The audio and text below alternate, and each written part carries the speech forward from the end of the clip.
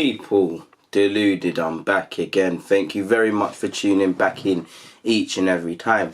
Good morning, good afternoon, good evening, whoever you are, wherever you are watching this. Now, let's crack on. We know there's been a lot of to and go and back and forth in relation to pay cuts and people taking pay cuts at Arsenal. It looks like we're nailed on to be the first team to agree player pay cuts or player deferrals, whatever you want to call it. We know, we have to recognise everybody across the board has to make some adjustment, if not to their living style financially, to how they're going about their working life with the epidemic. And Football Mirror Society isn't going to be any different.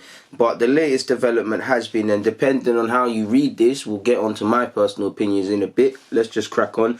The Daily Mail are reporting Arsenal are to receive a cash injection from owner Stan Kroenke to help ease the club's financial burden during the corona crisis.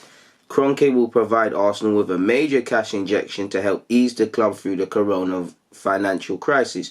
And in another bid, the club are moving closer to negotiating a pay reduction. The American businessman, Mr. Kroenke, has guaranteed to pump a significant amount, which will run into the millions, into Arsenal to suffer the blow of COVID-19 pandemic. And then I did see, looking on 90-minute football people, 90-minute sport, his, Kroenke Sport and Entertainment, KSE, I believe it's called, faces losses which could be up to 1 billion in LA alone, people, because of work on what I assume is the LA Rams' new stadium. I'm not clued up on that matters. Apparently it's stopped as a result of the pandemic, and 90-minute have been told while the impact may not be immediately felt, Arsenal owner will not sanction any major outlay. So again, that could have a trickle-on effect, because on top of the crisis which is gripping Arsenal financially with the coronavirus, if you look at it for the last 2 seasons or so, we've had really a limited budget with a club in relation to the size of this club, because we've made a mess of financial stuff, probably pinned too much hope on this self-sustaining model and not been able to implement it properly, because there are cases of other people doing it, and obviously falling out of the Champions League. If you take care of on-field stuff, the sponsorships, all these sort of things take care of themselves. We haven't, first and foremost, tried to be a consistent Champions League team of recent, and now we're paying for it. I've done how many vids where we've obviously detailed finances and stuff. We know we're in a lot of trouble. We know match day revenue is a big part of Arsenal's income, like most clubs, but even more exaggerated with the top 6 with us. We haven't seen that. We're out of the Europa League, and even when we got to the final, we didn't get the biggest of funds compared to what Inter got just for being in the group stages. So we're in trouble. And Stan Kroenke, I've said this in a lot of vids.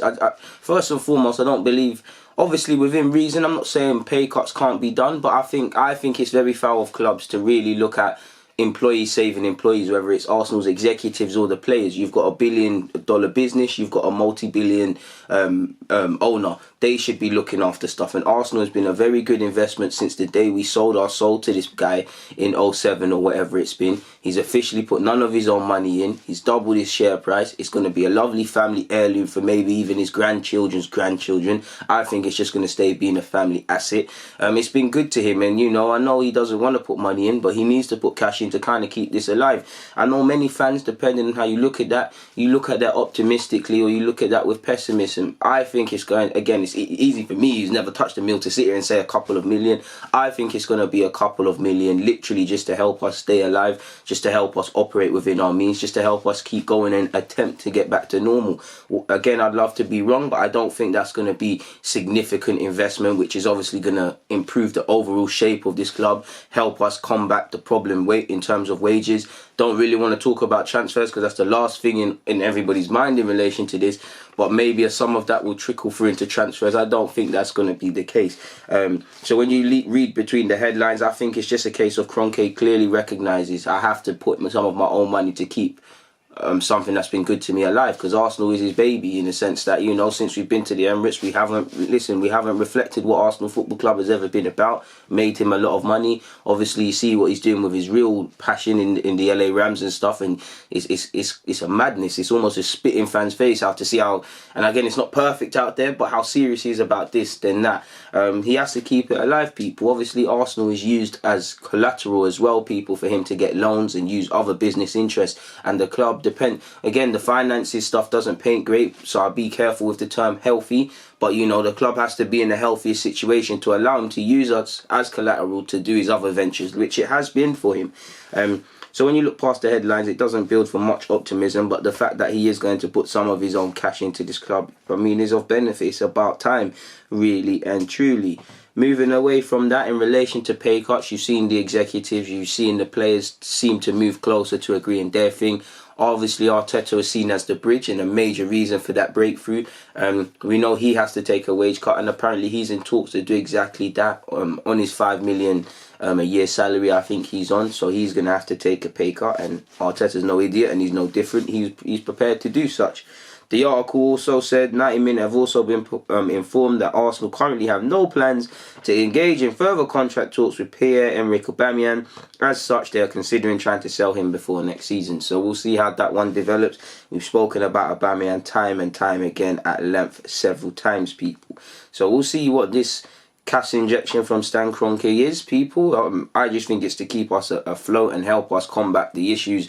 Obviously, we've had issues the last couple of seasons, but I think it's mainly in relation to this corona stuff and trying to help, you know, our finances, because we were poor financially, excluding cash reserves and stuff already. This is obviously going to harm us a bit more, and we face another season with no Champions League. So it's a pretty dark picture, especially when you see Newcastle. I'm not an idiot. I don't think Newcastle's new owners are going to get it right straight away, because City needed some teething problems. But you look at Newcastle, if they get it right in the next 3-4 years, Arsenal might cease to exist as a serious contender. I wouldn't even say we're a serious contender right now. We're slowly slipping away, and you know that I don't think that's a good thing. I don't want that to be, but something's got to happen for this guy to just leave the club and cease ownership and give it to someone who really wants to. I'm starting to believe at 25 we're not going to see that in my lifetime, because I think it's going to be passed down throughout his family. Hopefully I'm wrong. It is what it is in that regards. I'm going to get out of here. People, it's always a pleasure. Deluded, I'm out.